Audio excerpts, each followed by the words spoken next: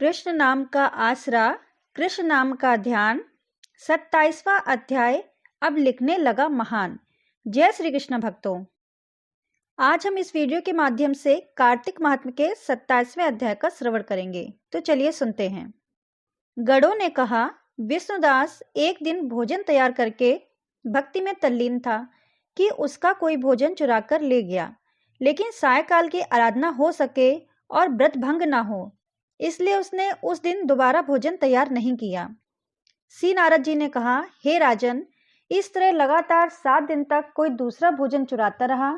तब वह हैरान होकर सोचने लगा कि यह तो बड़ी विचित्र घटना है, ना जाने कौन हर रोज मेरे भोजन को चुरा ले जाता है। फिर भी इस देव स्थान को छोड़ना नहीं चाहिए।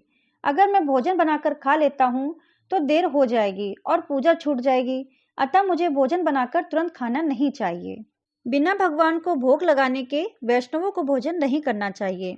अगर 7 दिन बिन भोजन के बीत गए तो आज का दिन और सही।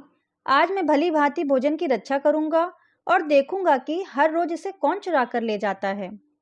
ऐसा सोच विष्णुदास भोजन तैयार करके भोजन के पास ही छिपकर बैठ गया। उसने थोड़ी देर के बाद देखा कि वहां पर एक चांडाल आया, जिसका शरीर बहुत दुर्बल था। उसके शरीर पर केवल चमड़ी ही चमड़ी दिखाई देती थी। जब वह चांडाल भोजन चुराकर चल दिया तो विष्णुदास ने उसे पुकारा, हे भाई, ये रूखा भोजन लेकर क्या करोगे? घी तो लेते जाओ। ऐसा कहकर वह श्रेष्ठ ब्राह्मण आगे को बढ़ा। विष्णुदास को अपनी ओर आता देख वह चांडाल तेजी से दौड़ने लगा। वह ब्राह्मण से डर गया, लेकिन दुर्बलता के कारण दौड़ तो नहीं सकता था, अतः वह भूमि पर गिर पड़ा और मूर्छित हो गया। चांडाल को मूर्छित देखकर विष्णुदास लपक कर उसके पास पहुंचा और अपने वस्त्र से उस पर हवा करने लगा। और इसके बाद उसने जो कुछ देखा उसे देखकर वह आश्चर्यचकित रह गया। उसने देखा कि उसके सम्मुख शंख, चक्र, गदा, पद्म, पीतांबरधारी, चतुर्भुजी रूप, अलसी के फूल के समान कांति वाले, छाती में कौस्तुभ माला से सुशोभित साक्षात श्री भगवान विष्णु खड़े हैं।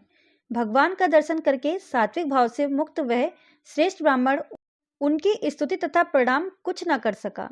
वहीं पर सब इंद्र आदि देवता भी उपस्थित हो गए और गंधर्व तथा अप्सराएं आकर गीत गान करने लगी तथा नृत्य करने लगी। विष्णु भगवान ने अपना स्वरूप ब्राह्मण को प्रकट कर उसका आलिंगन किया और दिव्य विमान में बैठाकर उसे बैकुंठ ले गए। दिव्य विमान में ब्राह्मण को विष्णु के साथ जाते हुए चोल राजा ने भी देखा। उसने अपने गुरु आचार्य मुद्गल को कहा कि मैंने जो यज्ञादि आदि किए हैं वे सब व्यर्थ हुए। जितनी दान दक्षिणा मैंने ब्राह्मणों को दी वह असफल हुए। विष्णु भगवान के दर्शन नहीं हुए। विष्णुदास ब्राह्मण ने केवल श्रद्धा से भक्ति की।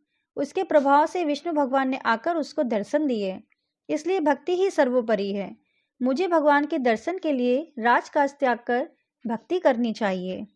राजा के कोई पुत्र न होने के कारण अपने भांजे को राजगद्दी का अधिकारी बना दिया और खुद विष्णु भगवान की भक्ति करने लगा। बहुत दिनों तक भक्ति करने के बाद भी विष्णु ने दर्शन नहीं दिए तो वह अग्निकुंड में कूद पड़ा। अग्नि में प्रकट होकर विष्णु भगवान ने राजा को गोदी में उठा लिया और कहा कि मैं तेरे त्याग और भक्ति से बहुत प्रसन्न हूँ। उसका आलिंगन कर उसको दिव्य विमान में अपने साथ बैठाकर बैकुंठ में ले गए। विष्णु जी ने अपने समान रूप वाले ब्राह्मण को पुण्यशील और राजा चोल को सुशीला नाम देकर दोनों को अपना द्वारपाल बना लिया। कार्तिक महात्म्य का 27वां अध्याय पूर्ण हुआ। अगर आपको यह कथा पसंद आई हो तो प्लीज़ हमारे चैनल को लाइक करिए, सब्सक्राइब करिए और शेयर करिए। धन्यवाद भक्तों।